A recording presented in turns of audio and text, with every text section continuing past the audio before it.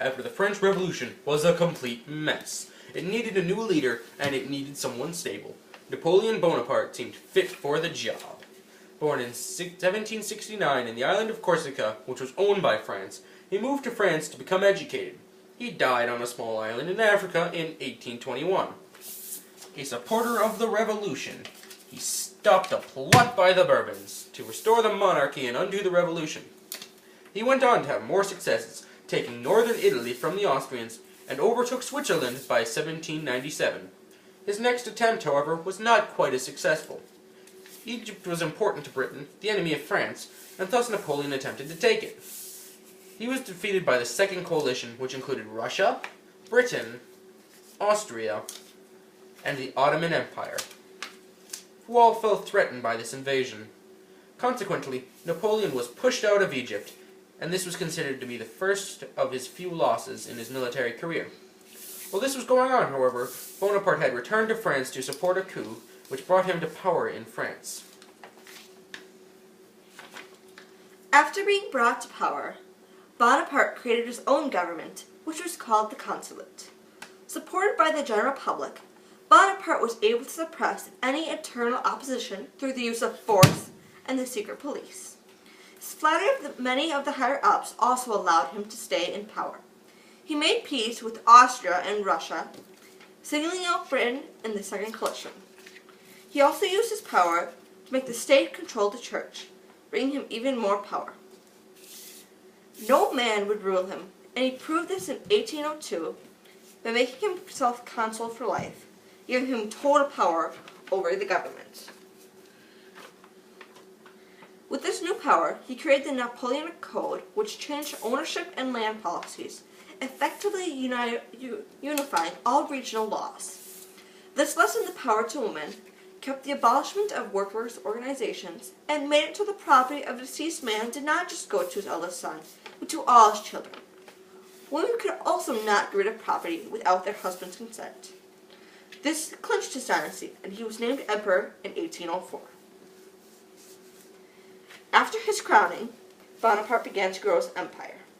He grew a large army due to his popularity in France, and easily had the largest army in all of Europe. He first attempted to take over Britain, but the British Navy outmaneuvered his army, and thus he could not take it. He responded by turning to his neighbors, either taking over or allying with all German states, effectively making him their ruler. He took over all of the Austrian-owned Italy as well.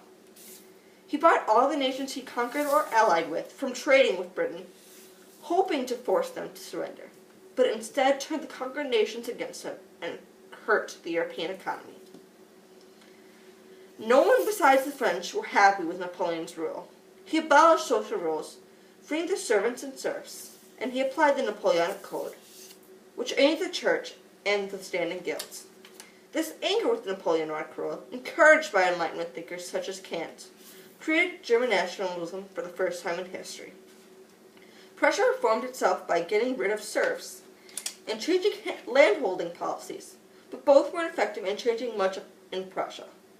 However, the military was also reformed, basing position on the merit instead of birthright of the officers, giving Prussia a larger army.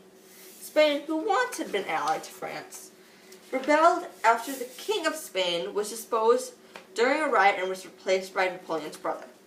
France waged war with the country, but the fighting did not go well due to the use of guerrilla warfare and the aid of the British.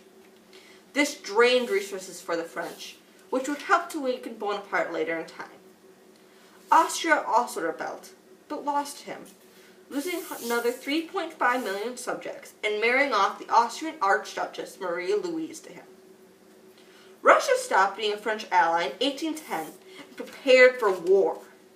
They used a technique called scorched earth, which meant burning their own towns as they retreated farther into the Russian Empire. This crippled the French army, and despite the French outnumbering the Russians, the French lost the war against Russia and was forced to retreat. During this retreat, the European coalition formed, which included Russia, Austria, Prussia, Spain, and Britain. Bonaparte, worn out from many the many wars and ill-equipped with an experienced army, lost the Battle of the Nations and was forced to exile on an island in 1814. With Napoleon defeated, the European coalition met in Vienna to discuss their settlement of Europe and the fate of France, called the Coalition of Vienna. During the Congress, the country of the Netherlands was born, and the Holy Roman Empire, which had disappeared in 1806 due to Napoleon, was officially pronounced dead. The Bourbons gained the throne in France, and Poland was partitioned again, giving Russia less land in Poland. However, this peace would not last long. Napoleon returned in 1815 and took over the throne once again, but was defeated in the Battle of Waterloo and exiled to an island off Italy, this time permanently. The alliance formed again and made a new Congress, preventing any more war till World War I. This was the end of Napoleon. During this time, the Romantic period formed. It was different from the Enlightenment, which was based on rationalism.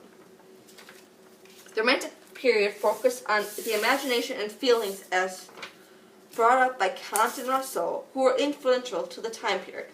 Art focused on nature. During this time period, Methodism was created against deism, instead emphasizing a personal relationship with the higher being. Much of this time was dedicated to Christianity, and the influence is shown as well. Bonaparte influenced history, causing peace to reign supreme for years after his rule. His ruling also created new allies and shifted all the relationships of the European continent once more, ushering them into a new era.